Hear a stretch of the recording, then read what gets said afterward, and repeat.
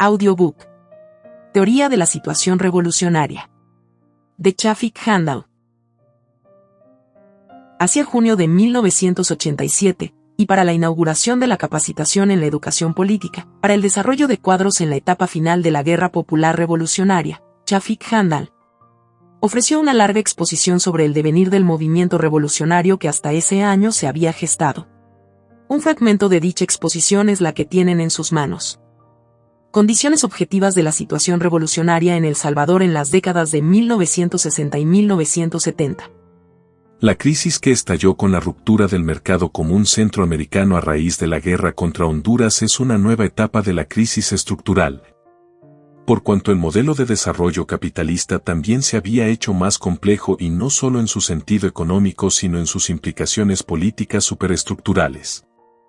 Hay que recordar que cuando hablamos de la crisis estructural nos referimos no solo a las estructuras económicas, sino a las políticas estatales y a las políticas ideológicas. Aquí entra la Iglesia. La Iglesia era parte integrante del aparato ideológico de dominación del Estado. Durante todas las décadas anteriores se había consolidado como palanca ideológica de dominación, fuerte y amenazante, sobre todo en la masa del campo. ¿Y qué sucedió con la Iglesia? Al entrar en crisis la estructura general de la que era parte, ejerció un efecto contrario, de la misma Iglesia surgió un movimiento nuevo, el de la teología de la liberación, influenciado por la misma crisis y por factores internacionales. Lo que pasó en la Iglesia fue una expresión de la profundidad de la crisis estructural. En lo que se refiere a las estructuras políticas estatales, desde 1932 se había instaurado un modelo superestructural que era la dictadura militar. Esta dictadura vino haciendo esfuerzos de acomodación a las nuevas situaciones, y podemos hablar de tres periodos. El periodo directamente contrarrevolucionario del general Maximiliano Hernández Martínez. Su objetivo principal fue el aplastamiento de la insurrección de 1932 y la entronización del régimen contrarrevolucionario. En ese momento la dictadura militar era bastante simple, giraba alrededor de la autoridad personal del general Hernández Martínez, no había ejercicio electoral y dentro del aparato militar o de las estructuras militares no había ningún asomo de democracia interna, es decir, los jefes que designaba la dictadura estaban allí hasta que los quitaran o hasta la muerte. Este régimen fue derrocado en 1944 con la huelga de brazos caídos.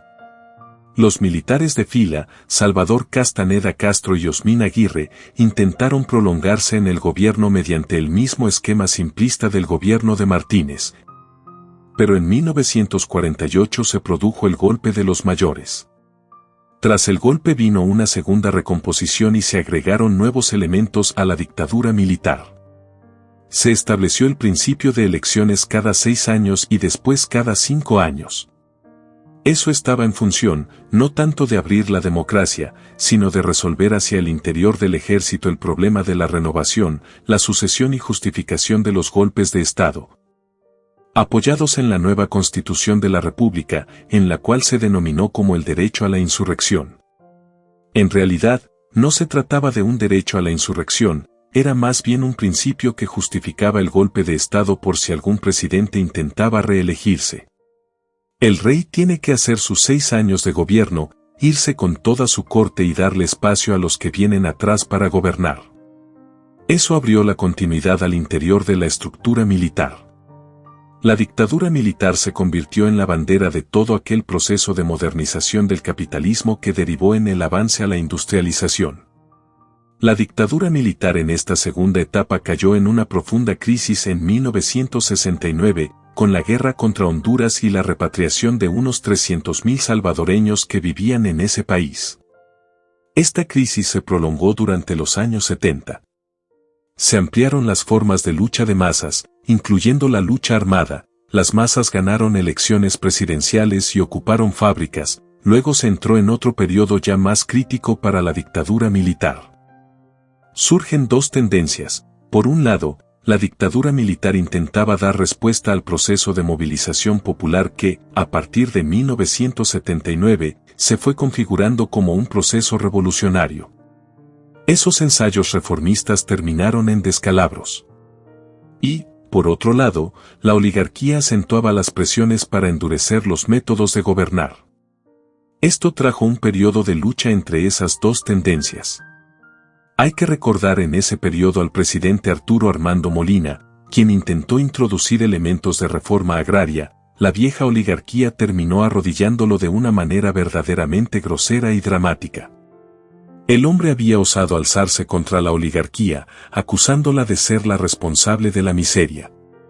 Anunció realizar mejoras al país, incluso para darle algo a los pobres, pero la oligarquía le dobló la mano y él terminó retirando todo lo que había dicho en la TV e incrementando la represión a las masas.